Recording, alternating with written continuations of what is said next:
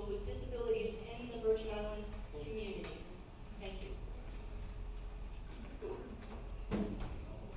Good afternoon again. Tregenza Roach, candidate number 27. Mr. TJ just made several references to incentives for employing persons who are disabled. And they do extend to the Virgin Islands. And there are employers who presently do that. You have the work opportunity tax credit. You have a tax credit that allows for employers who make physical accommodations to make things like bathrooms, ramps, curb cuts, etc. And you also get a tax incentive to provide materials, which will include large print materials, manuals, training, sign language interpreters, etc. I think that what may be our reality here is that there is not enough awareness about these opportunities to support the employment of disabled persons. I think the legislature has a great opportunity to create additional incentives. So there's nothing wrong with adding additional incentives to mirror those that are available to the Internal Revenue Tax Code. And I do believe that we should live by example, and so if we expect small businesses and corporations to employ persons with disabilities, that should be begin with the legislature setting that kind of example. I think another very specific area that we need to address is the rights of students with disabilities. I think although we have had some lawsuits and although there have been settlements and consent agreements, there still continues to be issues concerning the delivery of services to students. One of the problems, of course, is that we're in a different market, and so we have a difficult time attracting physical, occupational therapists, speech therapists, and we should also look at what we pay these people if we intend to bring them with these specialized skills to our shores. And the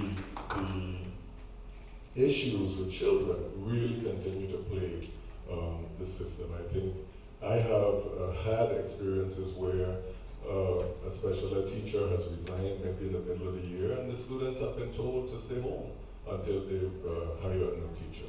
So we continue to have problems in the system. I think a very specific area would be to concentrate on employment and on ensuring that children with disabilities are provided the specific services that help them to realize their educational and academic potential. Thank you. I have just one last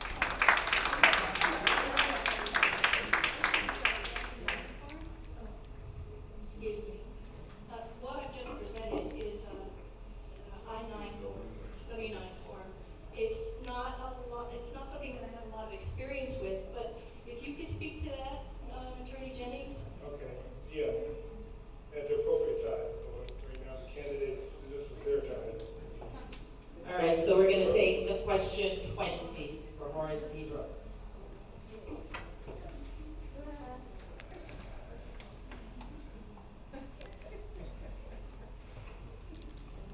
Good afternoon. Recently, a TV2 article featured a young boy on St.Thomas being refused service in a taxi because of his service dog. As a legislature, how would you address and rectify such discriminatory practices? Okay, just for clarification, there was a safari taxi which is a public vehicle on a public route, and I talked to the taxi cab commission, and they are considered part of like VIUCEDD system, since they get incentives or they get a break by using the bus stops. So it wasn't just any taxi, it was a safari taxi that was a public system taxi. Thank you. Thank you for the question. I am very familiar with that incident that happened. I looked at it on the news the evening of the news report, and to see it made me angry, because whether you have an able body or not, if you're given the privilege of of running public transportation, as it is become now because it stops at every bus stop and it runs the normal route, then there's no reason why you should discriminate against anyone who needs to get from point A to point B. So what will I do as a senator? Easy. I will pass legislation along with the other senators that will levy such a heavy fine on anyone that is found to be discriminating against anyone, especially disabled, from giving them a ride on any transportation headed in the public system. That fine will be so heavy that no one, I guarantee you, no one will ever think about discriminating against anyone that wants to ride on their safari or bus or any mode of public transportation. That's what I will do as a senator. Thank you.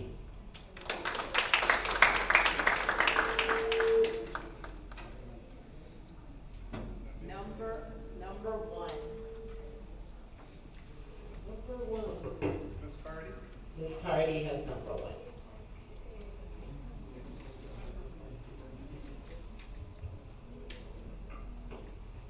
Okay, good afternoon again. All right, what I would like to know if, first of all, what is your strong asset? What would you say is your strong asset? And if elected to the Senate, how would you use that asset to advocate or to work for the benefit of the disabled community and their families? Okay, good afternoon again. My strongest asset is I'm a hard worker. My son attended a private parochial school, very small. And I was given the task of being the PTA president, which stuck with me for 6 years because no one else wanted to do it. I believe very strongly in if you're going to do something, you do it well or you don't do it at all. If you're going to go after a task, you go after that task and you do it to the best of your ability. I don't accept half measures, I don't accept half steps. I believe that if you're going to say something, you stick by your word because your word is your bond. You have nothing else. I would work hard for any position that I am given. I believe in, there's just so much in me to say right now, but I love to write, I love to read. I work with contracts right now, so I have to learn to read because people try to put through all sorts of things in contracts if we're not careful. So one of the things that I would really do is I would work with my colleagues. I believe in building bridges. I always say, we don't have to like each other to work together, but we must respect each other. Because at the end of the day, I go to my home and you go to your home. We don't have to go home together, but we do have to work together. And that means that we have to do what's best for the people of the Virgin Islands and put our personalities and our personal feelings aside. That does not enter into the equation when you are working as a public servant. So that's what I would do. That's what I would do to the best of my ability, and that's where I would work the hardest. Thank you, Kenny. Number six. Ms. Bishop?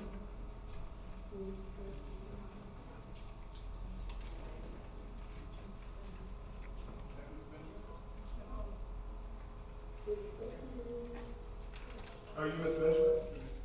Need to. Oh, okay. I'll read the question. Are you in favor of legislation that will target entry-level jobs requiring a certain number of those entry-level jobs be retained for people with disabilities? If yes, why? And if no, why not? Repeat the question.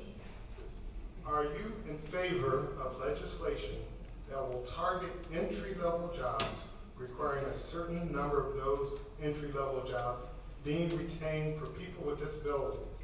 If yes, why? And if no, why not? Well, that question has its pros and cons. Of course, I think persons with disabilities not only needs to have entry-level jobs, but in fact they can be effective managers. We have some people that of course are great writers, public speakers, but they might have attention deficit and they can't be able to get, so actually we would support legislation that not only gives entry-level jobs, but upscale jobs as well, because our disabled are people, are individuals with different tools that's necessary that they can in fact get the job done and make positive results in the Virgin Islands. So no, I would not support legislation that limits just to entry-level jobs, but have them to get involved in upscale jobs as well. Thank you.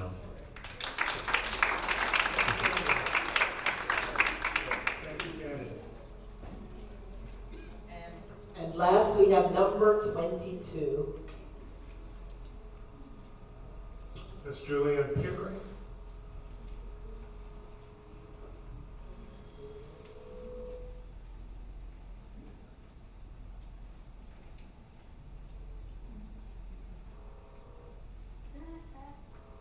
There's a need to assist students with disabilities. There's a need to assist students with disabilities to transition from high school to institutions of higher learning or to the working world. What would you recommend in that regard? Don Cole on the 24 ballot. Mr. Moderator, I see a slip here for Justin Harrigan. I don't know if he called. I know he's at another forum right now up in the Windward Passage Hotel, so I don't know if he let you know that there was a conflict. But I know he's in a program right now. Assisting students, and again, I must speak from a legislative point of view because it's the legislature in which I'm seeking a seat. Any entity that receives benefit from the government of the Virgin Islands, the legislature has the authority to ask for incentives to provide benefit, as Mr. TJ and my colleague, Mr. Rhodes, spoke about. So whatever we can do legislatively, I galvanize the support of my colleagues, identify what the obstacles are that are being faced with the entrance of these students, and whatever legislation can be passed, and we can get it to the governor and get the governor to sign it, and then get it implemented by the agencies or the people who hire people. That is where I would work. I bring you the legislative experience and the ability to work with my colleagues to galvanize the support. And again, once we know, and I don't believe any of the colleagues or anybody in the legislature, knowing that laws need to be passed to enhance, uplift the impaired, is not going to do it. And that is basically how I would approach any situation that comes before the legislature to assist those of us who are less fortunate. Thank you very much. The other way, Mr. Cole, want to go first? Number 3.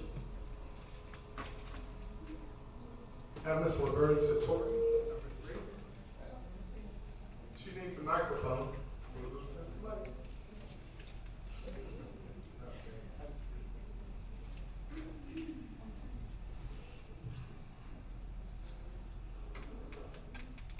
Good afternoon.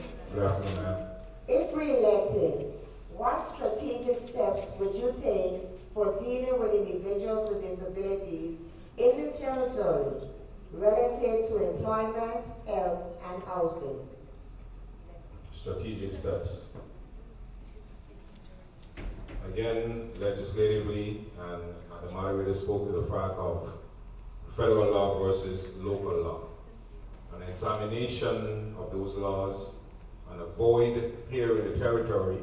If the legislature has the authority to provide language or amend the law to make these things accessible to people here in the territory, that is basically where I will work along with my colleagues.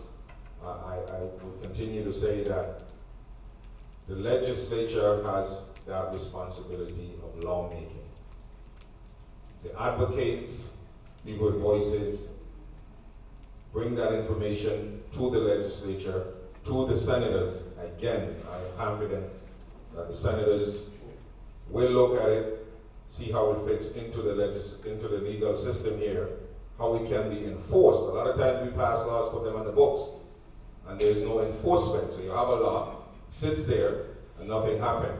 So it has to be in conjunction with the enforcement. You just don't pass it, and then don't have the resources to carry it out. Pass the law, make sure it is identified with funding. That's one of the things that happened in the legislature. I hold up a piece of paper, guess what, I appropriated the money, but there's no money there to carry the law forward. In passing these laws must be attached to money and an enforcement mechanism. Again, that is how I would have approached and will continue to approach drafting any legislation to assist anyone in the community, especially people of special needs. Thank you very much. Thank you, Kim. Good afternoon. Would you support legislation that requires employers to hire a certain percentage of people with disabilities? If yes, please discuss why. If no, please discuss why not. Of course I would have a certain amount of persons with disabilities to be employed with them, of course, again, and I continue to say that these people are individuals and they have a lot of talent that we can utilize. I'm sorry. So of course I would support legislation. Of course, like former Senator Cole said, we need to identify funding to ensure that we have the resources to have the person with disability employed as well as other individuals. Also, we need to revisit the laws with each bylaws of the different agencies, that they have it within their in their code, of course, with the Division of Personnel, have it in their code that employers must employ a certain amount of individuals that with disabilities, because again, they are people, they have talent, and we can use their talents wisely. Thank you.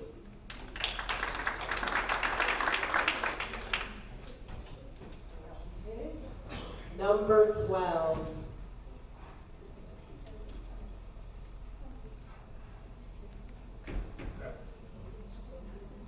Good afternoon.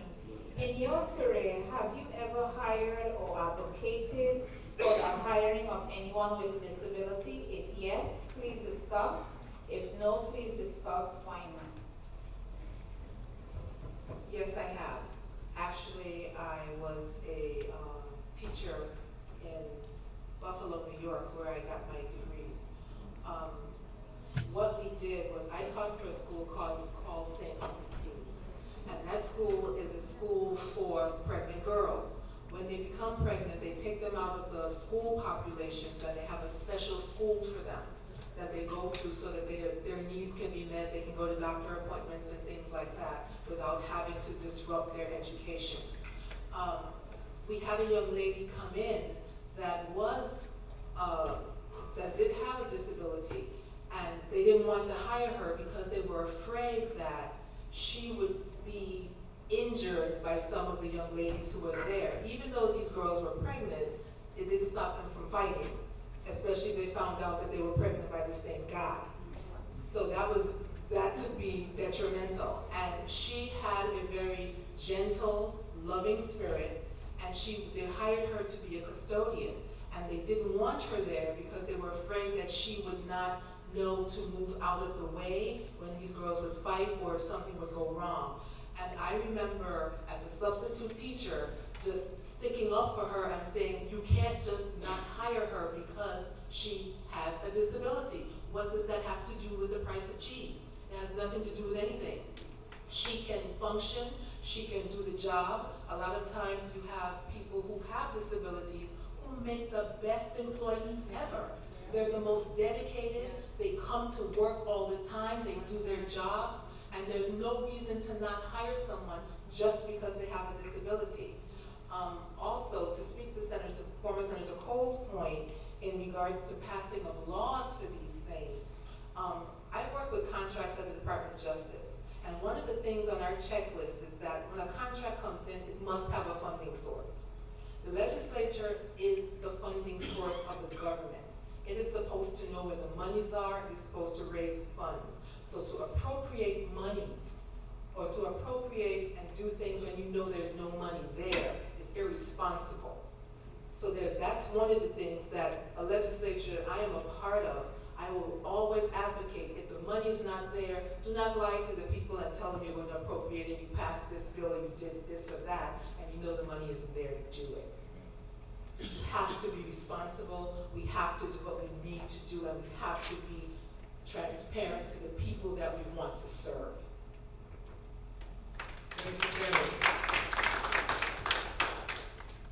Okay, number 8. Mr. Brooks?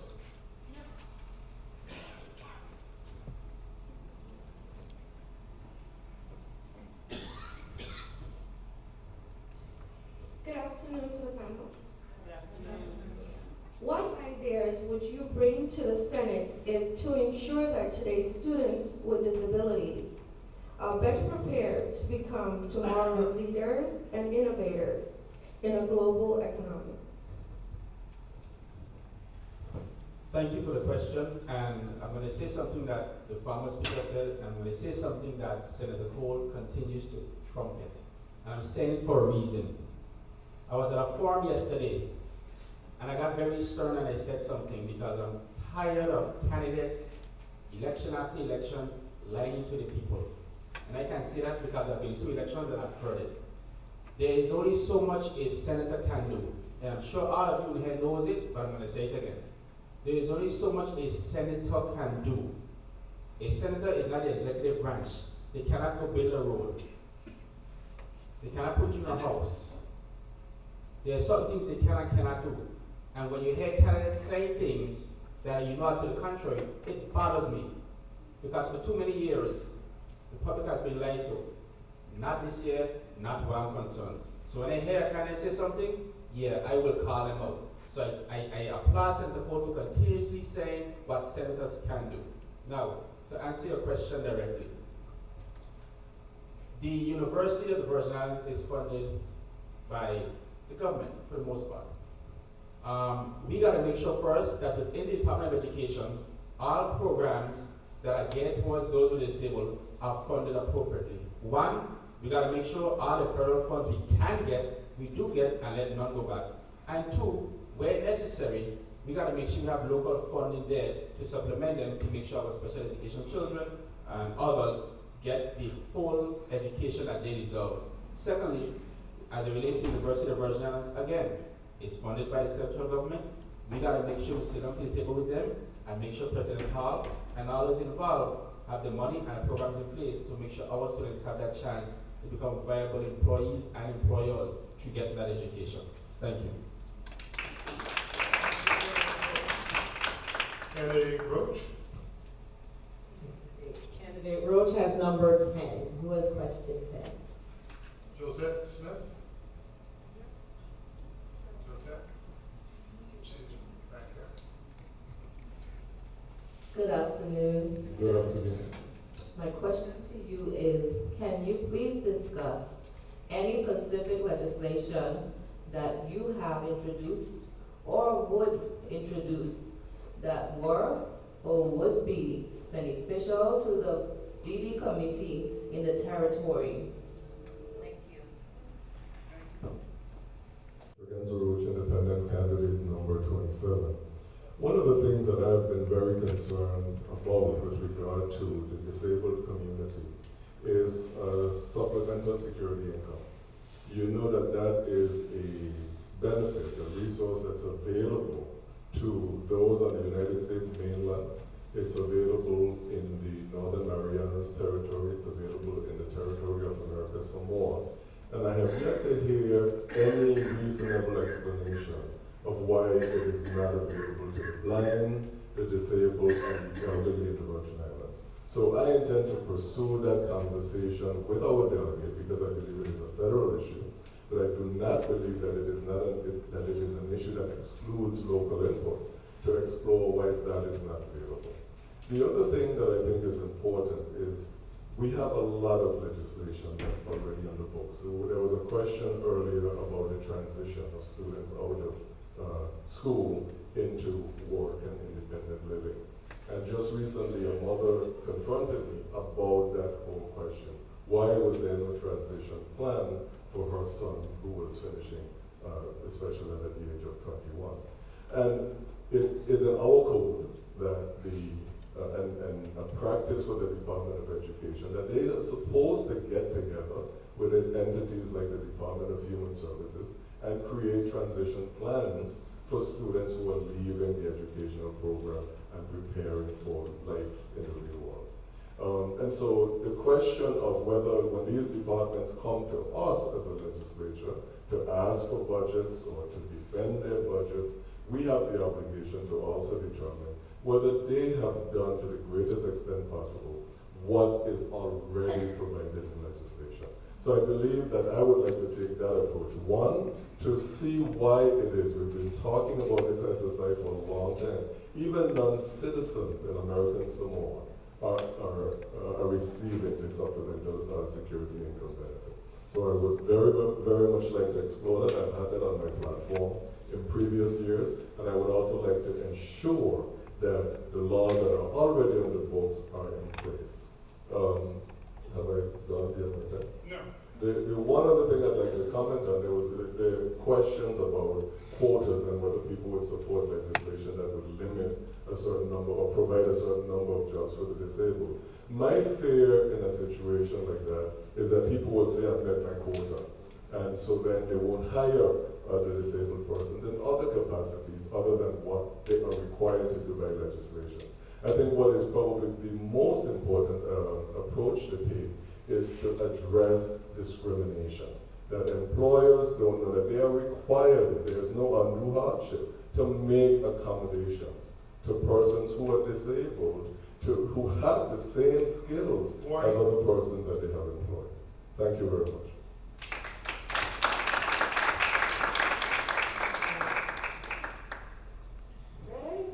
Question 16. That's Ms. Stephanie Brown.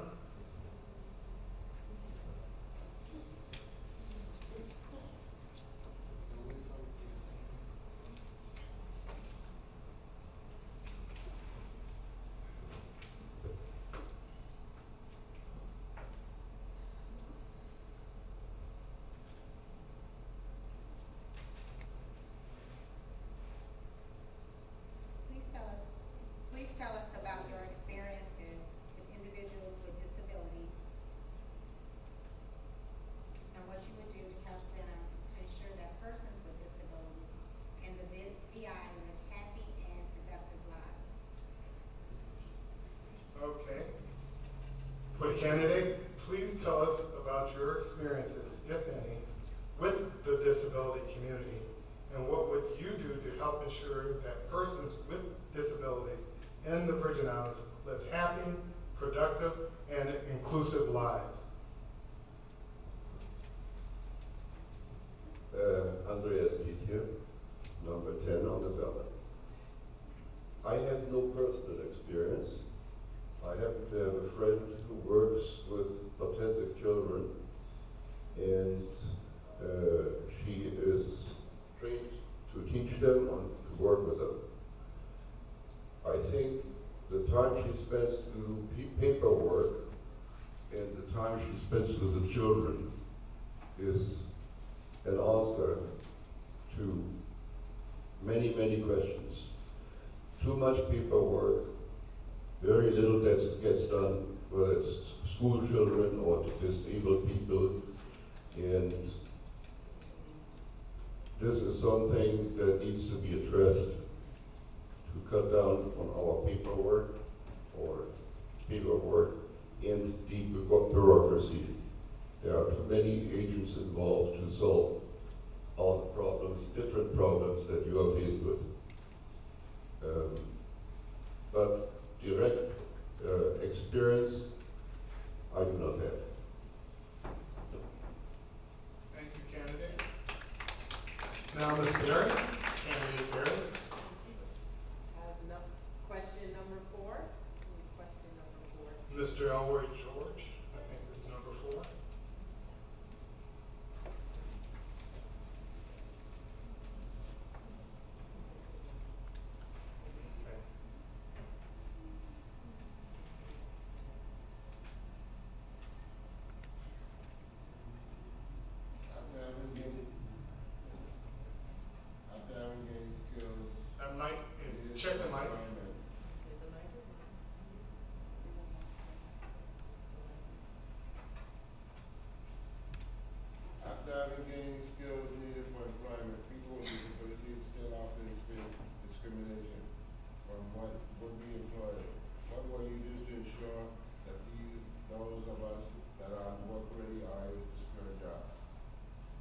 repeat the question for the audience and the candidate. After having gained skills needed for employment, people with disabilities still often experience discrimination from would-be employers. What will you do to ensure that those of us that are work-ready are able to secure jobs?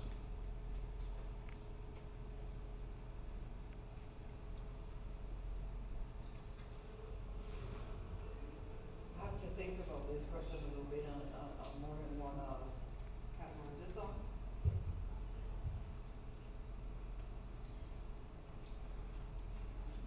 I'm not sure at this moment when disabled, this is what I would need to be more informed on myself. I'm not sure that if you apply for a job, if you are applying independently as you yourself, or if you're going through the labor department or some other agency in order to get that job. If the scenario is you're going through another agency, then that agency who is helping you to get that job is an agency who should be part of ensuring that discrimination is not taking place. But if you are an independent person going to seek a job and you are encountering discrimination, then nobody knows about it until you bring it to somebody's attention. And if you are encountering this type of problem, we would need to know that it exists, where it is existing, so that we could make sure laws are in place to prevent that type of discrimination from happening. So the feedback would have to come through you as you are seeking employment, whether or not you're getting help through an agency, and that agency is part of making sure that discrimination doesn't take place, or if you're encountering this, because you've got to come back and tell somebody in leadership in order for us to know that we need to address this issue when you are trying to do something independently yourself. So it would have to be a communication thing in order for us to address the issue and make sure that we have penalties in place for any type of discrimination, because there should be none. I did want to mention one other thing. When the one gentleman spoke about penalties for non-compliance of discrimination laws, I think in addition to having the penalties, that any monies collected for not being in compliance be restricted for only disability issues, that it cannot be put into the pot and used for other issues, that it be anything collected for any breaking of any law with disability is strictly put in a pot that belongs to dealing with issues of disability. Thank you.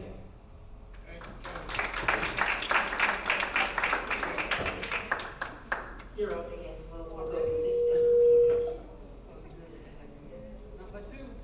Number two. Ms. Laverne Satori.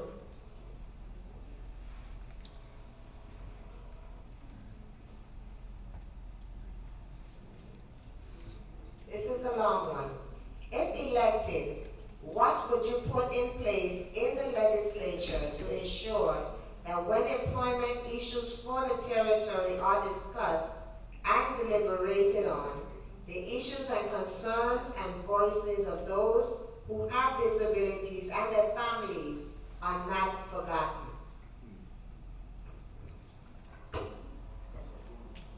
Okay, well, right off the top, I would say that I definitely would have to have that inclusive, that it is part of the discussion, because like I said, I have family members who are disabled, who are encountering similar problems that has been brought up in some of these questions. I have seniors who are having these type of issues. So when anything comes into the employment, I strongly feel it has to cover every aspect of the community. We can't leave any aspect out. And in my personal experience with people who have been disabled, I have encountered people who are very skilled in being able to do similar jobs to other people. So I don't feel because people like to lump some disabled into one compartment, and that's not true. It needs to be addressed to each section the types of disability takes place, because you have some disabilities that are just physical disabilities, they're not mental disabilities, so they don't restrict anybody from doing any job other than the accessibility of the physical issues. Then you have other areas where you may have some mental into the picture, and then you have to address that a little differently. But I do think in any job market, being that I am from the private sector, inside of any job, you have so many different categories in jobs that takes from a category that is not very difficult as a job to a category that is more intense. And that we need to not look at disability as a group that is off by itself, but we need to be able to make sure that we have measurements in place of where the different categories of disability can fit into employment-wise. And that exists already. It exists where there are different categories in the private sector, that, and even in government, where people can get jobs in different areas. So I think we need to have a better education from the people who are coming, the type of skills, what you do have the ability to do versus what you really don't have the ability to do, and make sure that we cover all bases all across the board. But I don't think that when it comes to jobs in the community, that there's any division in any sector of this community that has to be left out. It has to be inclusive of everyone. Thank you.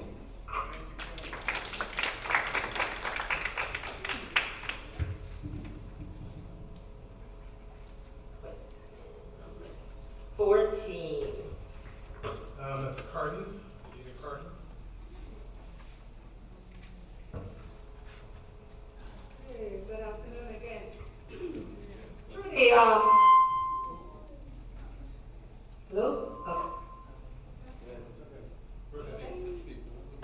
Okay. Through the advocacy of the Voices That Count Forum, the governor of the Virgin Islands, he hired an ADA coordinator to advocate, to work for the needs of the people with disability. If elected as a senator, how would you utilize this office in working for the needs of people with disabilities?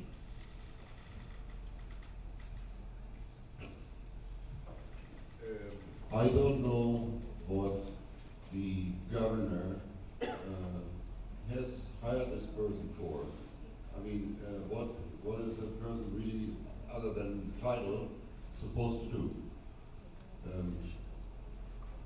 Can somebody inform me a little bit better? Okay, under the American with Disabilities Act that was passed in 1992, they required the states and territories to have sort of like a liaison between government and the disability community, private sector, public sector.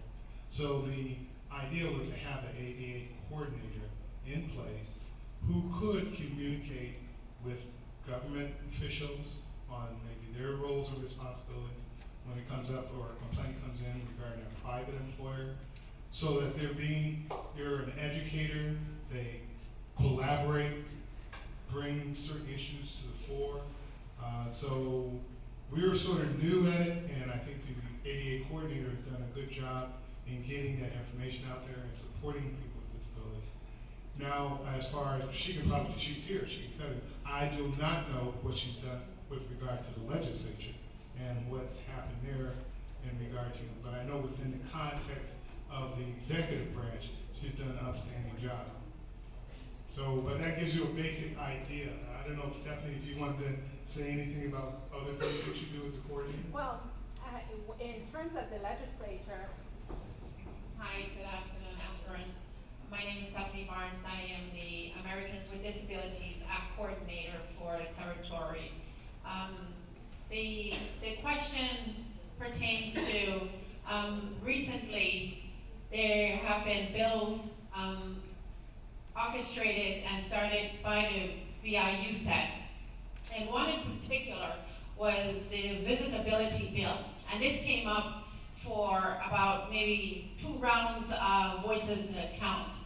And we had aspirants and sitting senators promised us that they would pass this bill. And this bill continuously sat on senators' desks. We found it last year under a senator's desk in St. Thomas. What happened after that was the VIUCEDD and the ad hoc committee advocated with the senator who had the bill in hand, and it was passed. So the question to you is, should any bill come forth, or piece of legislation come forth? And the visitability bill, by the way, was passed and signed into law. Was the first disability bill ever signed by the governor of the Virgin Islands, and he signed it in St. Croix thanks to VIUCEDD and the ad hoc committee and the Disability Rights Center.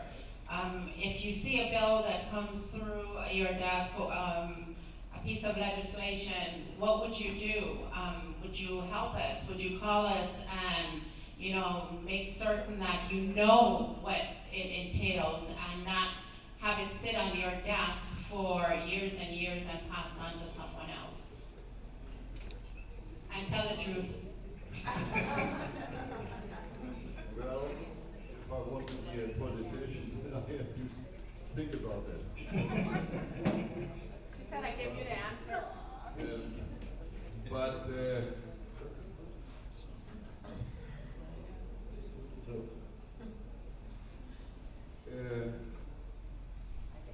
is it loud enough? I don't hear it. Yeah, we can hear you. Yeah, go ahead. Go ahead. I think that's a general problem with our Senate. That first of all, every senator should know what he or she signs and be informed about it, what is being legislated. Then, if the bill that might be in there is not public, if it sits on the Senate's desk, we don't know. Even if we get into the Senate, I don't know how we find out what bills are already in there on sitting and waiting for signature. So we might already rewrite bills that have already been written, and nobody knows about them anymore. I hate to talk about something that is not fully clear to me what I'm talking about. So, in order to find out what's already there, you have to have access to this information, and that you can only get if you're inside the Senate. I don't know if I answer your question. Okay, well, thank you, Ken. Thank you. All right. Mr. Roach, candidate Roach. We have question 11.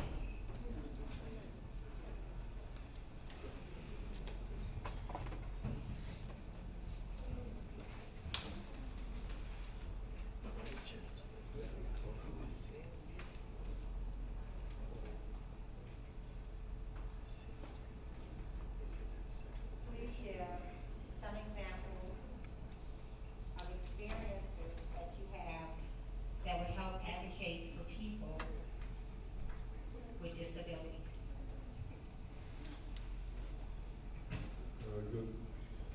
Good afternoon. Trogans Road, candidate number 27. The first example I would probably give is when I was a child.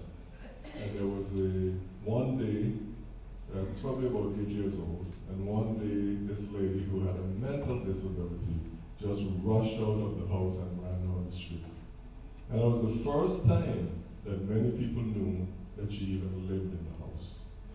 Because when people question why you need an IDEA and why you need special laws for persons with disabilities, part of what underlies that is a history of abuse and neglect of people with disabilities. We hid people away who had disabilities. So that's the first thing. I think the awareness of people with disabilities and the sensitizing of others in the community as to their needs and realities. That's one. From a personal standpoint as well, a friend as a child, when I lived in St. Kitts, there was a sugar train, and he got his foot amputated because children played on the tracks, because children believed that they would live forever. And so his dealing with having lost his leg, and myself as his friend, that again introduced me to the special needs of people with disabilities. And I think my most impactful time would probably be the work with the Department of Education with children with disabilities, because I have a special passion for education and a special passion for children as well. And coming head to head with all of the violations that had taken place, the issues of students who had not been diagnosed, who needed special education services. Yes, I don't want to make it sound like there were not wonderful people who did wonderful things and that there were not successes in that regard. But I think that brought me face to face with what happens when a system fails any number of people that it is supposed to take care of. The question asked before about including those from the disabled population in legislation that affects them. I think if you looked at it across the board, one sad reality of our present system is a lot of the times nobody gets to give input in any bill that concerns it. Very often we are presented with, oh, the legislature has to approve a bill in a week. It has to make a decision on this loan by Friday. It has to do all heap of things that affect all of us, and very few of us get to engage our legislators or even get to be informed about the process. And I think that approach to public policy in general also has to change, and I think we have a responsibility as persons coming in and seeking to get there to change that paradigm. Thank you.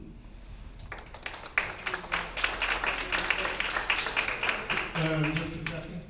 Due to one of the candidates indicating they have to leave at 2:30, I was going to offer them 2 minutes for a wrap-up, which will be offered to the rest of the members.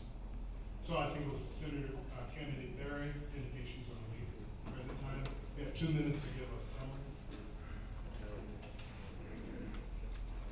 I thank you very much for inviting me to this forum. It's been informative. Some of the problems I have heard before, some that definitely need more attention to. One of the things that I would say is not only at the time that forums are being done, that we need this type of engagement, but we need this type of engagement, like it says the ADA saying if a bill sits in a desk, we need this type of engagement when there's no movement to bills with disability, or we also need engagement during the term to say if things were said they're being put in place, are you seeing it happening at your end, yes or no? We need to get that type of feedback to any person who's in the legislature so that we know that the things that we attempt to do is really taking place, because we're not going to be out to every single department every day knowing whether they're enforcing what they need to enforce, or if they're in a job, if they're complying with no discrimination, that type of thing. So the feedback is something that is critical during any term to say, okay, well, these things are being put in place, but are you seeing them at your end? So that is the one thing that I would say would be a number one thing for anybody going into the Senate, that dialogue continues to know, are you seeing things happening at your end? And definitely, I do think we all need more information as to the different issues, the different levels of issues, education, the ability to transition into jobs, that type of thing. We definitely need more background in. And I do have to run out a little bit early because I have to work with the PNR IT, and I have to transfer some information to them before they have to go to St. Croix.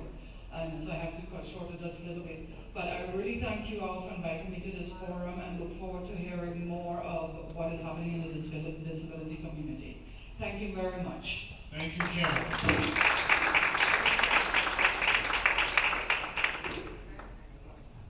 Next, I believe, is candidate Brooks. What's your number 15? Number 15. I have Josette Smith with question number 15.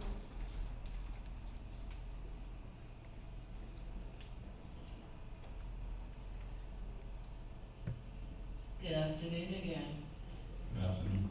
How does your political platform address the needs of persons with disabilities in the community relative to your vision for taking the Virgin Islands from where it is to where it needs to be? Thank you.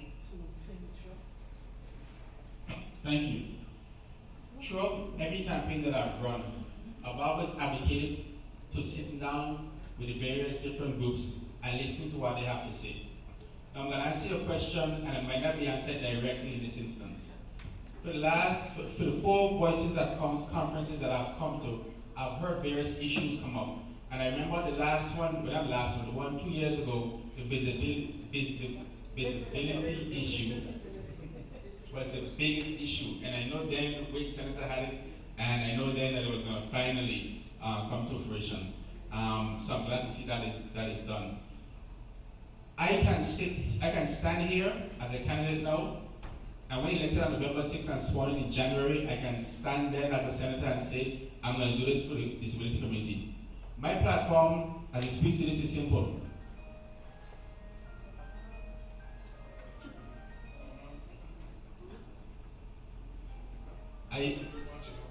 I will sit down with a person just like yourself and come to you and ask one question at that time that I'm elected. What is the most important issue that you need me to champion for you in the legislature at that time? Ms. McIntosh? Ms. Barnes, I'm sorry? You and I. That was my last husband. Okay. See, it was a mistake. It was not a mistake. You and I will become best friends, whether I'm elected or not. Whether I'm elected or not, you and I will become best friends. So to answer your question again, it's whatever issue is the most important one that for you at that time is the one I will champion. Thank you.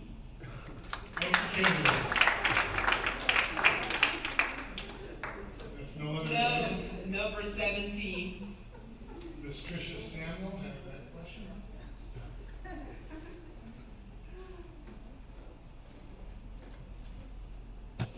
Good afternoon again.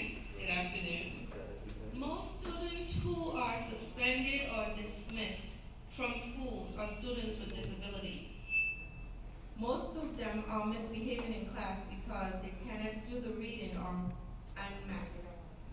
In their minds, it's better to be bad than to look incompetent. What, if anything, are you prepared to do to help improve education outcomes for children with disabilities?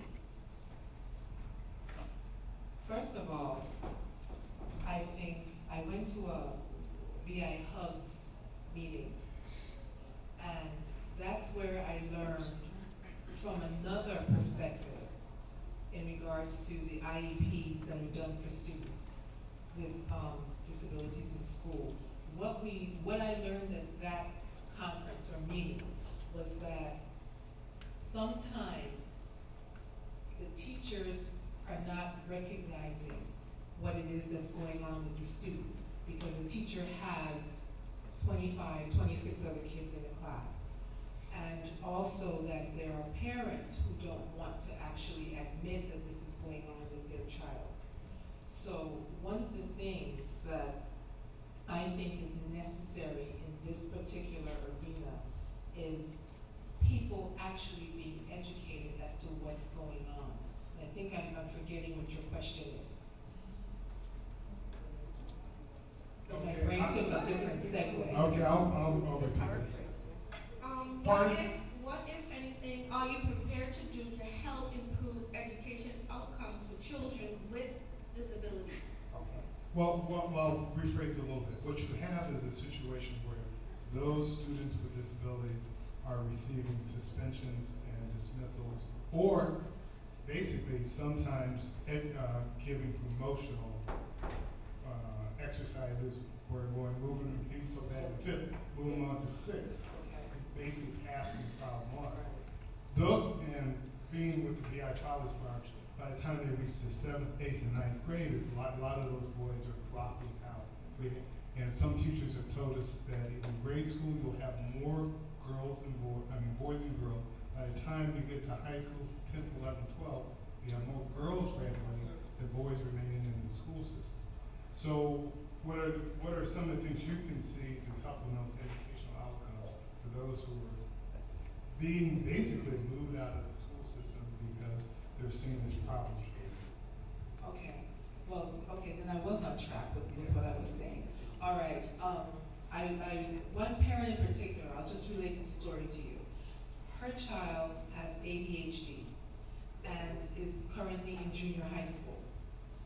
The child is being given tasks to do outside of the room because the teacher does not want to deal with the child. And what the parents' concern is that when she has this conference, with the IEP, and she sits down and goes through the conference, they're just telling her enough to just like push her on and move her and the child along. And what we really need to do in situations like that is, one, the parent needs to understand what their rights are in regards to what it is they have, what it is they can do, and what it is they are to expect when they're looking at those IEPs with the teacher and with the professional that they're sitting down with. They also need, does that mean my time is up?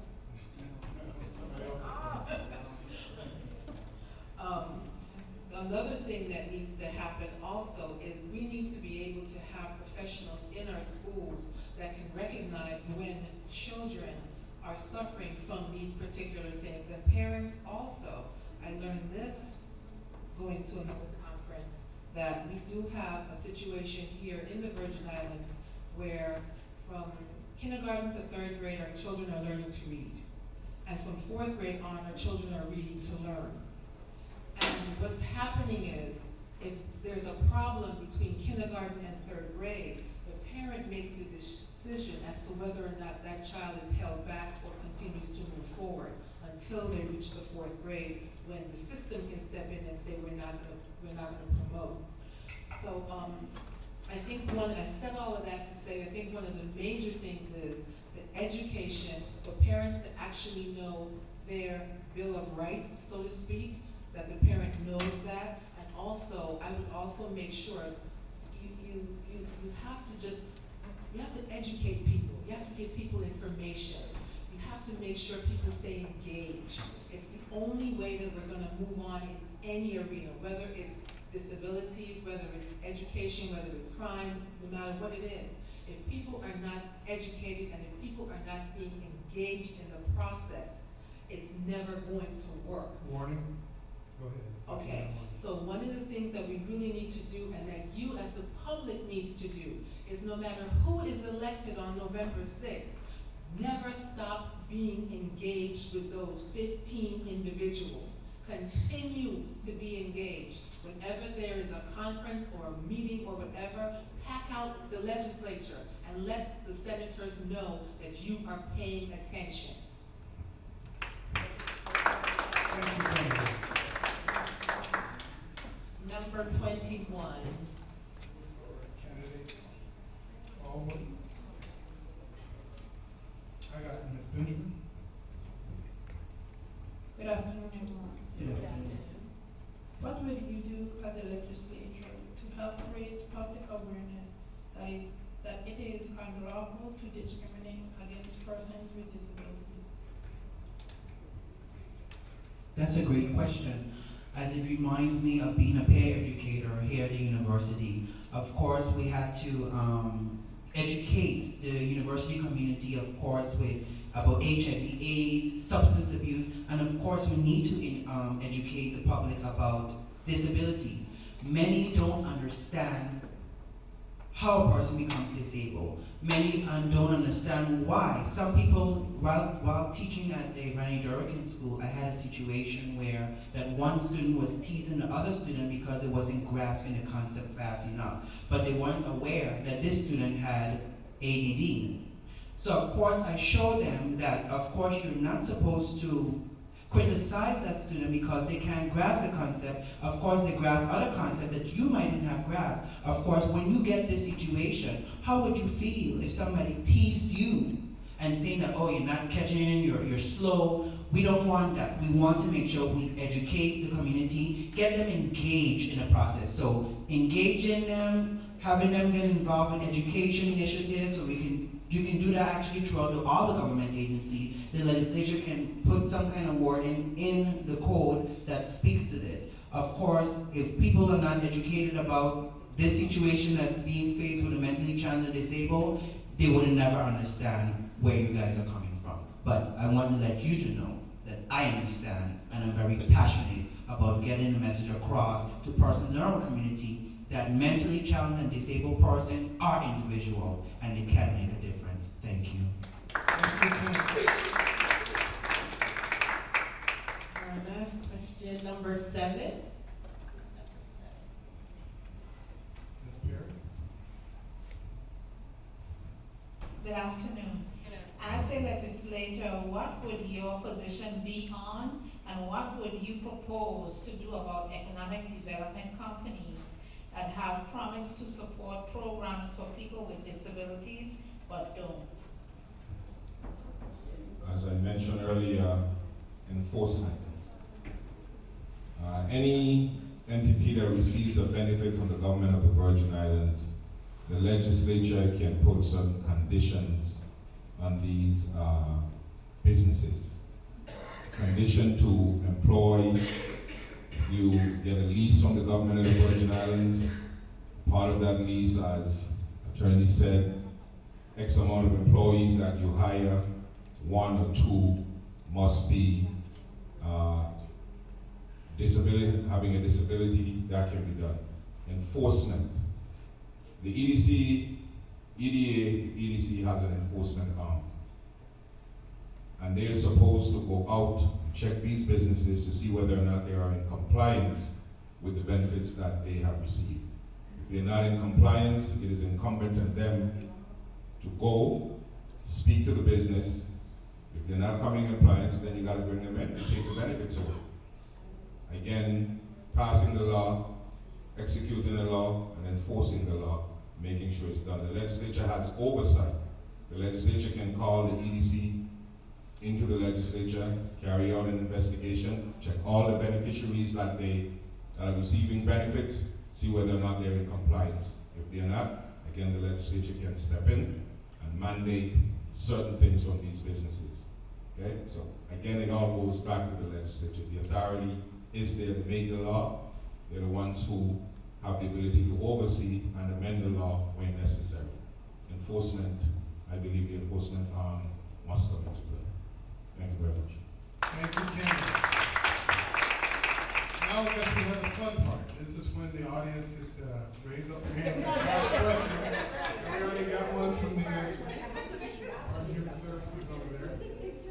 Is there another mic that she can? Stratwood, and I work at Human Services in both rehab. We work with persons who have either mental or physical disabilities. This is in reference to Ms. Cole. You just mentioned about the EDC. I know previously there was a monitoring unit in the Department of Labor that monitored the EDC, but I don't know if that's functioning right now, so maybe that's something we need to look into. Additionally, Mr. Roach, there is a transition program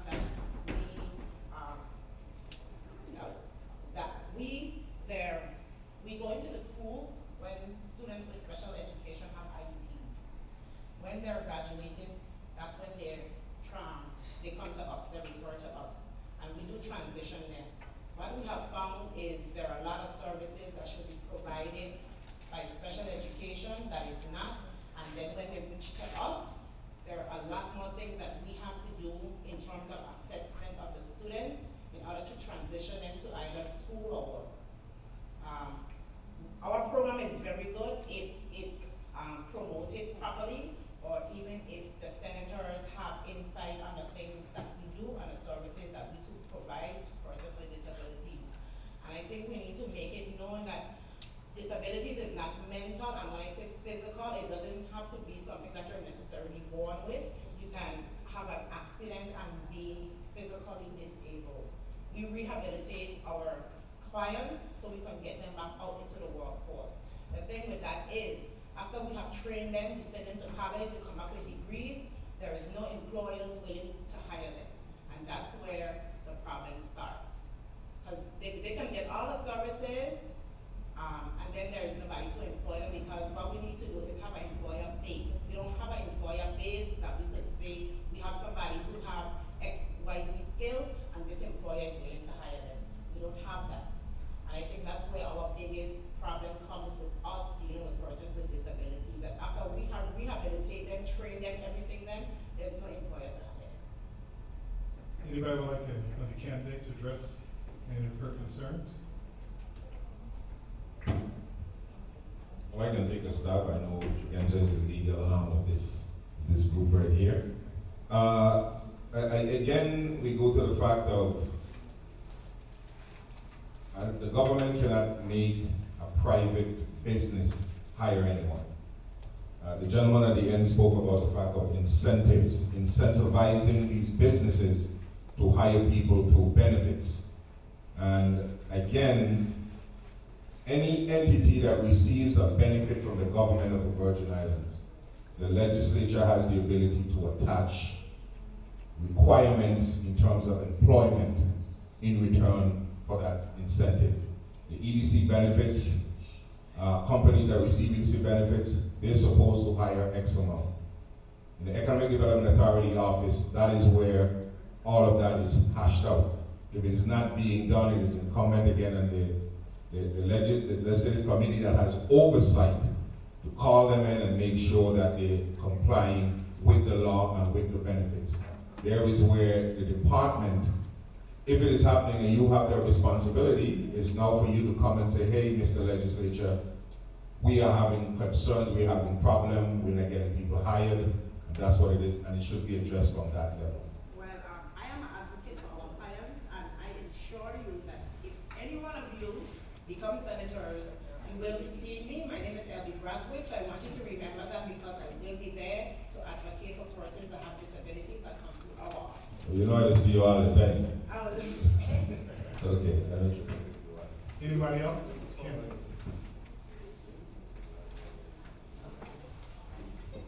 Yeah. Can anybody get a job that has can anybody work for the government that has a criminal record? Yes. Book rehab has that answer. This is a short answer. Well, the candidate wanted to address the last one. Book rehab, yes, go ahead. Right, I just wanted to thank Ms. Bradford for pointing out about the transition, because it is supposed to be in place. And the monitoring and compliance, although I'm not sure what labor is doing now, but there's a complete compliance unit within the EDC program itself that is supposed to be ensuring that whatever benefits that these companies commit to provide, that they do. So there are at least two entities that are supposed to be assuring this compliance. And as my classmate and co-aspirant Donald Dobbs-O was saying, I think part of the challenge is ensuring that when these entities come before the legislature, that they account for these beneficiaries and the incentives that they provide them. And I guess I just have to speak out for Ms. Book Rehab. Actually, under your MOU with Department of Education, you're supposed to be involved earlier in that process, not at the tail end. No, that's why I said we go to the IEPs. We go Okay. into the schools. And that transition plan that should be in place at age 16? 14 is talked on, but plans got to be in place by age 16, okay. So, sir, did anybody want to address the last question? Again? One of the things I also wanted to add to that, I'm sorry, got all comfortable there. One of the things I also wanted to add to that is with the requirements of actually how many people can be hired, or putting those things on the EDC companies. One of the things we need to be very careful about is, and I'm speaking from a position of seeing these contracts come through my desk, is one of the things is, you say for an EDC company, okay, you have to hire 10% local people, or something like that. Well, if I know I'm gonna put a hotel here in 2013, all I have to do is say, okay, let me bring in some people now so that they can meet the residency requirements of being a resident of the Virgin Islands.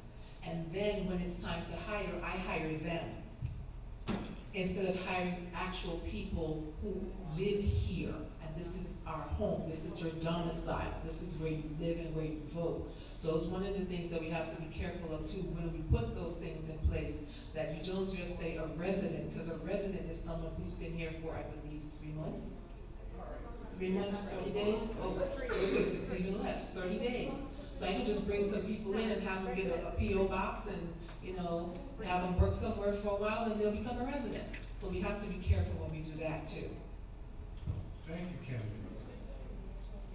Any other candidates want to address it? If not, this gentleman? We have some people in the back who have their hands up. Okay. Ms. Sensory and then this gentleman, that gentleman, and then we can get to him. Okay. Good afternoon again. Good afternoon.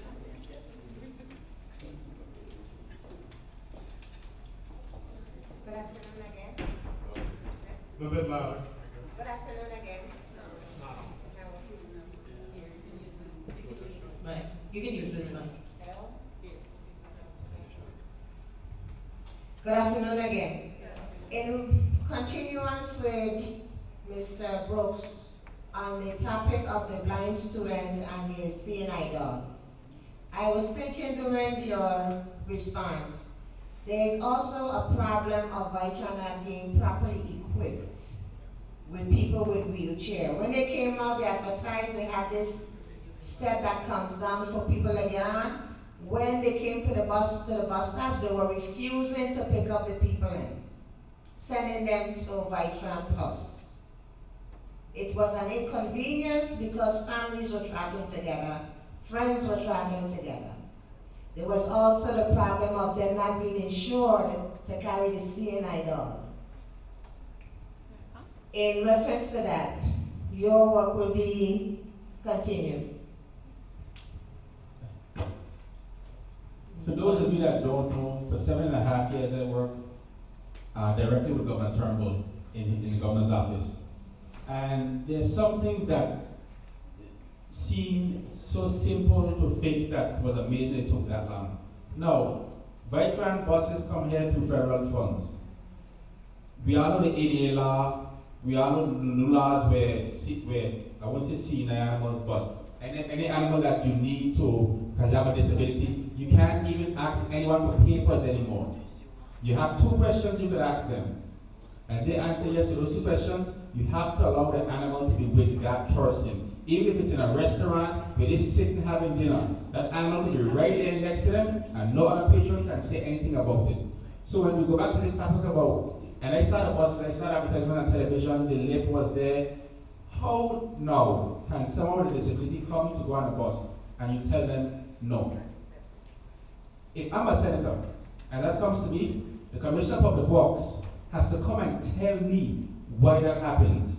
How could he allow that if he knows about it? That's not even an issue that the legislature should have to deal with. That's something very simple. You have the bus, it was bought with federal funds, they're the ones that put the ADA laws in place. You have to make sure anyone that comes with a wheelchair or anyone that comes with an animal that they need because they have a disability can use that bus the way any normal other person should. So that's a simple fix, and if it ever comes up again, whether I'm a senator or not, I will deal with it. Thank you. And also, you just be aware that VIUCEDD has a ADA coordinator as well, and that the government is self-insured, so there is no insurance. The limits are low, the liability limits are low, but they are self-insured. So that's not an issue. Hello? Yes. Oh, regarding the service animal? Yes, there is that category, and actually, they shrunk the service animal. They brought us together and told all the attorneys across the country, only dogs and these small little ponies are now under the Department of Justice service animals, which is different from a different regulation under HUD. HUD allows comfort animals, but just for under that ADA when you travel service animals are just the dogs and the small ponies.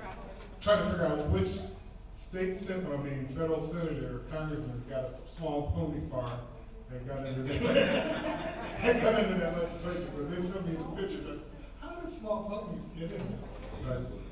Well, they serve the same purpose as the dogs. They like seeing dogs, but they're small ponies. Yes. Next question, or was it? Yeah, gentleman back there.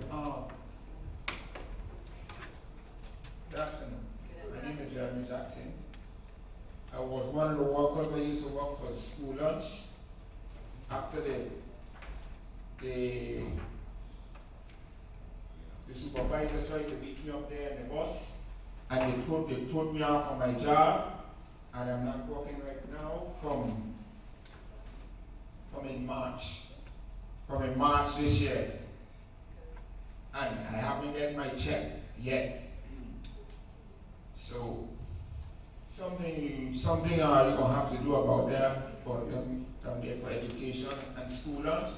I have to do something about them down there, because they are taking our money from us. Our money going down lower and lower and lower and lower and lower as all the time, and we are not getting up then the right way. How we supposed to be paid, we are not being paid the right way. So you need to do something about that situation. One question before you go. Were you covered by a union contract?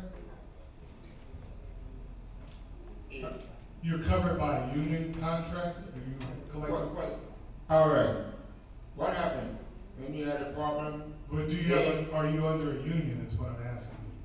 Well, that's what we've been trying to find out that for a good while now, and they still ain't answering the question. Okay, well, I'll give you my Even number. the commissioner up there to government house been calling, harassing them, telling them over and over and over. Okay. I want to suggest it, sir, is that I can give you the number and give you my card, because there's a couple of things buried in your issue that the candidate in the legislature, it's not a legislative issue, that I can give you as an advocate under your legal rights. Yeah, but check on that. But that's why the schools have all those problems, because they had good workers there and they threw us out. Okay. They threw us out of the school, so the school need more workers to work, and they get us all over the place doing nothing. That's not right. All right, well, I'll give you my contact information so we can have an advocate investigate the matter for you and work with the ADA coordinator for the government. No problem. All right. Okay, so we have one more question in the back, and then we're going to come to the gentleman. All righty. Hi, good afternoon. I work with Voc Rehab. I'm part of the transition team. Big problem we have here in the Virgin Islands is a lack of resources for the mentally ill and for students with severe disabilities that are unable to work in a normal setting. What are you going to do about that? How much of your salary are you going to give to help Well, to address that situation again, when Dr. Aptis spoke, he spoke of the fact that the local government isn't supplying necessary funding to assist or take up the slack where the federal government is. I think it's incumbent, and again, all of us who are here seeking office, if elected, I would say, if I'm elected, definitely galvanize the support and see what those needs are and provide the necessary resources. And again, we're dealing with limited resources, but I think we have to be able to prioritize for those who are not able or able-bodied to provide for themselves. The legislature needs to step in and carve out a portion of funding to take care of those needs. And that is basically what I will do. I'm sure anyone sitting here will advocate for that. Yes. Resources isn't necessarily a problem as far as financial, because at Voc Rehab, we always have to find resources off island. We have the money to do that, but we shouldn't have to go off island to provide a place for students with severe disabilities to go and do something during the day. Their parents can't take care of them, most of them just sit home. They have nothing in the Virgin Islands. and especially for the mentally ill. So we have the money to do it, so why isn't it being done? Okay, That's when you my say question. resources, are you acting like Like- other programs where Yeah. you can go to? Community during the day? programs, Okay. day programs, shelter Because workshops. they used to have like a day care or a day center and things like that. And Yeah. some of those things got lost on the wayside. And again, it all goes back to policy and setting the policy and enumerating the policy that's going to affect that entity and what the needs are. We have to be able to identify what the needs are, come up, find the place where it can be done, and get it done. And that's basically what the legislature's job is to provide the funding to provide those realities. I have a question for the senators, aspirants. I don't need a mic. Over and over, over the last 3 years as the ADA coordinator, I have noticed whenever budget hearings come, no one ever asks any of the commissioners anything about them being in compliance with the ADA. Nothing. And also, when the issue does arise of them not being in compliance because somebody's money were withheld, very few senators are knowledgeable about the ADA. I want to let you guys know that I am not casting a vote for anyone who can tell me the website where the ADA is. Because I have been out here advocating. You see the governor's office budget, there is never anything for the ADA office in the budget. I have instrumentally, by myself, placed 50 iPads in students in the Virgin Islands' hands with private funds. But you, as a senator, has a responsibility to all these parents and all of them that are online looking at you. If you want to be in office and you're going to sit here and talk to the constituents who are here advocating and who are parents and individuals with disability, do yourself a favor and read a little bit about the ADA and the legislation and that very comprehensive law, because we have been out of compliance in the Virgin Islands on a whole for the last 20 years. And if it was not for voices that count, I would not be standing here today. And I ask you, do yourself a favor. Instead of trying to answer questions based on what you're hearing piecemeal, do yourself a favor and be knowledgeable about the Americans with Disabilities Act, if you are not, okay? Okay. Working on that now, I just want to ask a question. You said that you were working out of the governor's office and there's nothing in the budget. That's right. So you're telling me the governor sent a budget to the legislature. There is nothing in the budget and didn't for the identify, Americans with Disabilities Act. and it emanates from the governor's office. The governor is the one who prepares a budget and sends it to the legislature. Yeah, but the legislatures have a responsibility to make certain that they know about the ADA, they ask questions about the ADA, and they figure out why don't we have monies allocated for the Americans with Disabilities Act. And I understand that. Okay. I'm just saying it begins at the top. It comes down to the legislature. If it is left out, and you are absolutely correct. I mean, I'm in contact. You know Miss Luce Marone?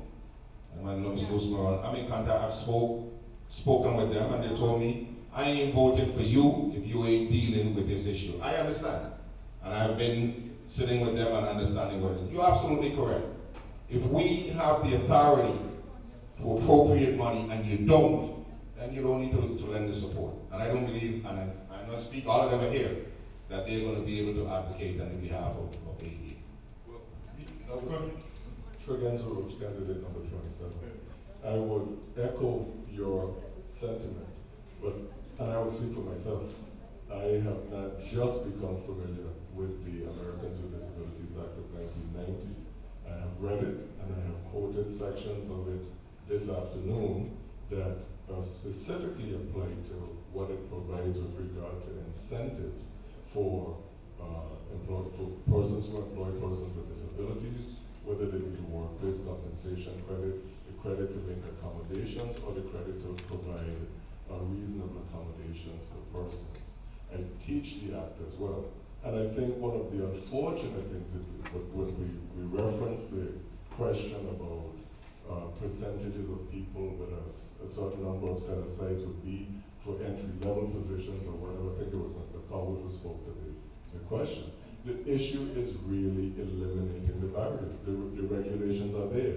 The ADA recognizes historic architecture, and it provides consideration for places like ours, where our buildings in town, for instance, are hundreds of years old. But nonetheless, there are still compliance requirements that are there, even with regard to historic buildings. So I would agree with you that people need to become familiar with the provisions of it, but I speak for myself to let you know that Tregenza Roach candidate number 27 is familiar with that statute, as well as the statute that specifically provides the IDEA, which deals with the rights of children with disabilities. Thank you. Thank you, Mr. Roach. Any other candidate? Just one more thing. This gentleman in the back, the ADA Act covers him, and he is obviously has a hidden disability. And these are the issues, besides, you know, not being able to get into a building. When we think of the ADA, it is not just physical barrier, architectural barrier. We're dealing with a lot of hidden issues here in the territory with people with autism, mental illness, dyslexia, in the school system on a daily basis. I very rarely am in my office because I'm in the school system. Now, having to deal with issues with behaviors. I was on the seaplane 2 days ago, and I rode over, and they told me there were 3 prisoners coming. Okay, 3 prisoners. So they took my seat away for a prisoner, and I was shocked when I saw a 14, a 15, and a 17-year-old on the plane with me. And I looked at them, and I started to discuss talking to them on the plane. And the one person that was the guard, the marshal from DHS with this young man, he turned to me and he said, "You're the lady that takes care of these young men like this. He's autistic and he has handcuffs on." The young lady in the front, the prison guard said that she has a learning disability. She has all of them have behavioral issues, and the folk rehab was just talking about lack of resources. We have the funds. What she is not saying is we do not have the professionals in the Caribbean, because it's not just us, we're not just unique to this problem, but what we do not have resources in terms of behavioralists, professionals to come here that have compensatory salaries to match in the States. We don't have this here, and that's what our problem is in the school system. We don't have the pay scale to keep these individuals here. Well, you know, that's an interesting point. When I worked at the Department of Education, they had contracts and brought speech, occupational, and physical therapists here to provide these services, the related services that were required in people's IEPs and students' IEPs. When you look at what they ended up spending on contracts, right, you could have increased the pay for persons in that capacity. So sometimes it's a lot of issues of how we spend the limited monies that we have, and sometimes it really is not an issue of resources. I did want to say one thing with regard to the comment you made, because there was a young woman in the back who talked about dismissals and suspensions of students with disabilities in the school system. And one of the things that is required before you make a decision to discipline a student with a learning disability or a student in special education is you're required to make a manifestation determination hearing. And it sounds like in some instances, this is not being done. And that hearing is to determine if the student's conduct is a result of his or her disability. And if it is, you cannot dismiss the student from school. If it is not related to his or her disability, you may be able to discipline them at the same way that you might discipline a non-disabled student, but you are still required, whenever, even if they end up in an alternative setting, to continue to provide services to them until they reach the designated age of 21. And even when they reach the designated age of 21, if you find that they have been denied services for any particular period of time, a court or a review officer can order compensatory time. So I really believe that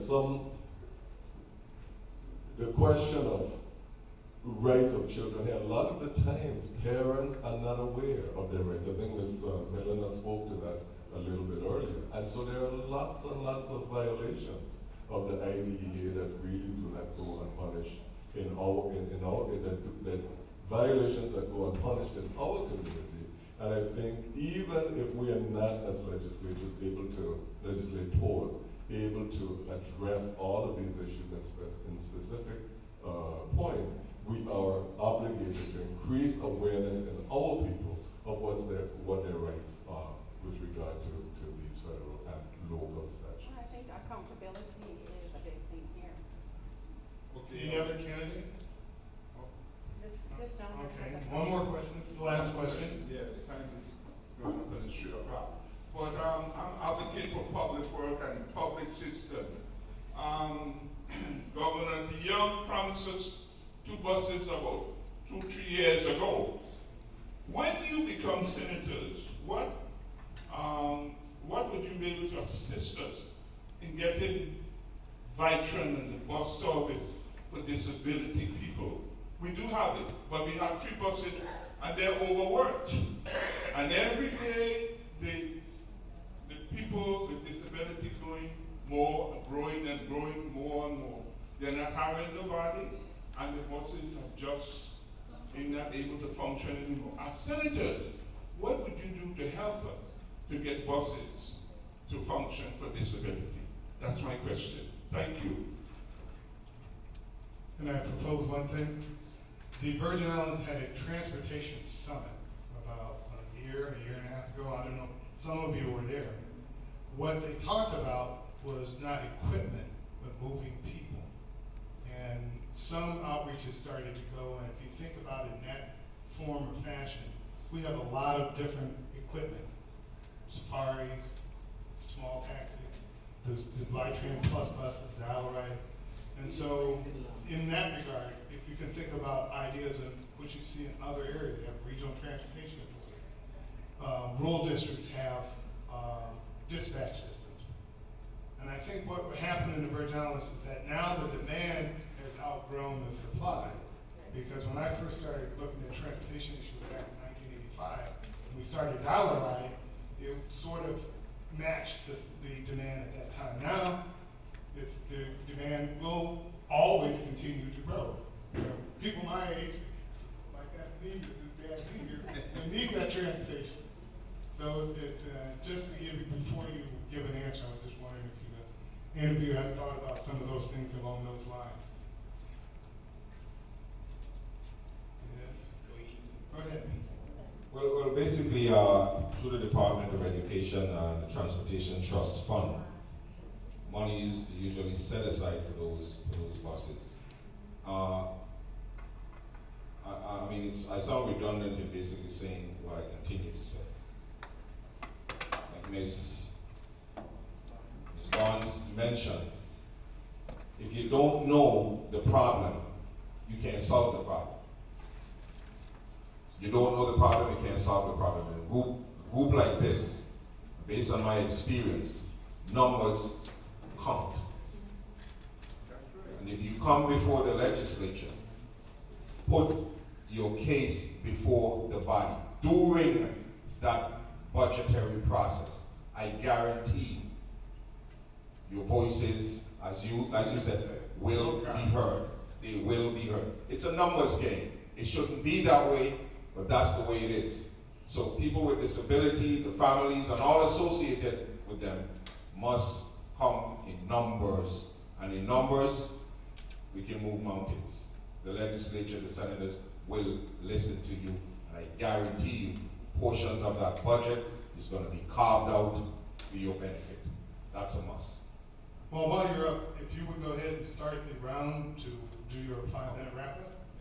Well, let me thank you for having me here this afternoon.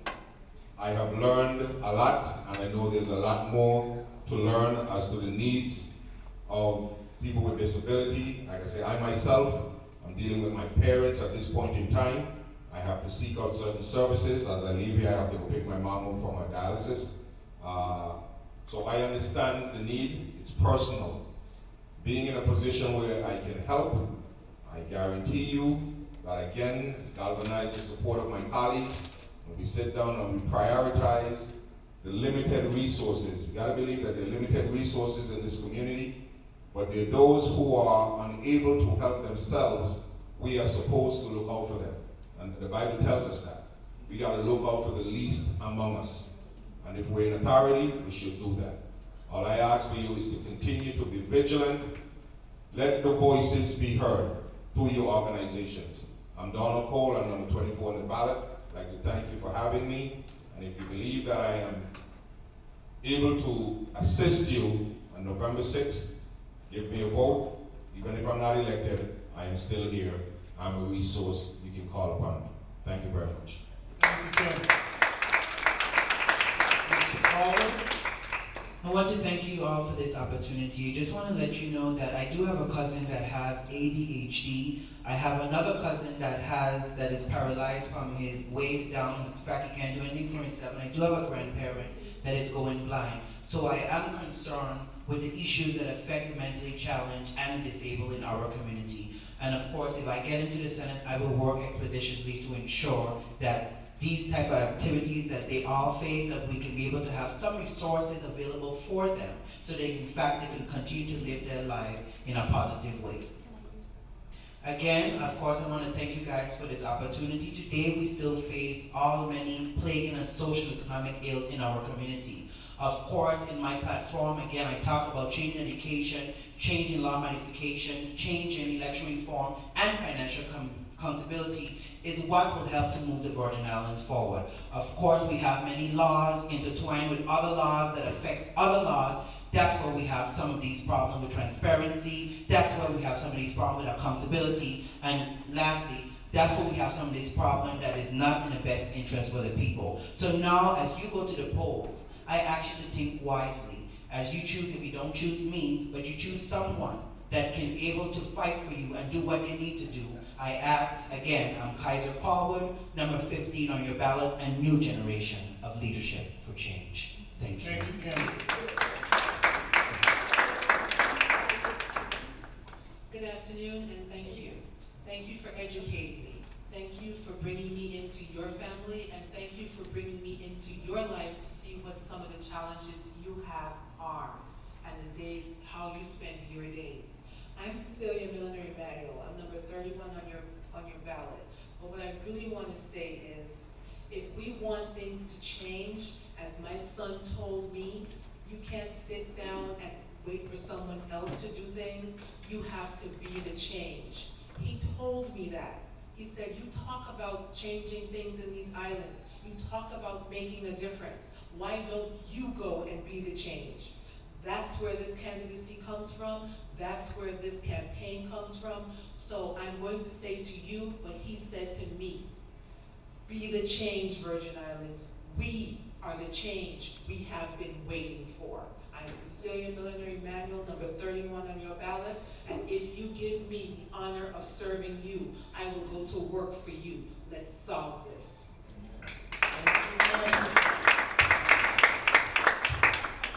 Good afternoon. My name is Horace T. Brooks, and as I mentioned before, this is my third time running for this Senate seat. And I do so because I firmly believe that I have what it takes to help change the Virgin Islands from where I started from the first time I ran in 2006 to where I see it now. You have a difficult and tough decision to make on November 6th. you have 36 candidates running for 7 seats. And in the time that's left, I'd like you to do this. All of us are going to sit here and stand here and tell you the answers we think you might want to hear, or what we think is best. You need to do your due diligence. Go out and examine and ask about each of these candidates. Ask about our personal background, ask about our professional lives. Do your homework, because all the answers are going to sound the same after a while. And on November 6th, we cannot make a mistake and elect the wrong 7. If we do, the state of Virgin Islands is in. If it gets any worse, God help us all. It is that serious. I've been here before in election years. I've been here when there was no election at all. I care, I understand, and I'm willing to work, but I'll give you one warning. When I gotta go work on your behalf, you gotta come with me. I'm not gonna fight your fight unless you're standing right next to me. That's how we're gonna get things done, and that's how we're gonna get the Virgin Islands on the road to progress. So many people say we're behind. I'm ready to move it forward. I'm gonna take you on a journey with me, whether you like it or not. I am Horace T. Brooks. I'm number 25, and I sincerely would like to be your next senator. Thank you. Thank you, Kennedy. Good afternoon again. Tregenza Roach, candidate number 27. And I would very sincerely like to thank the VIUCEDD of UVI and all the other agencies that had a part in putting together this forum. These issues that affect the disabled, of course, are near and dear to you. And there are other issues that are affecting our community in general that are near and dear to you as well.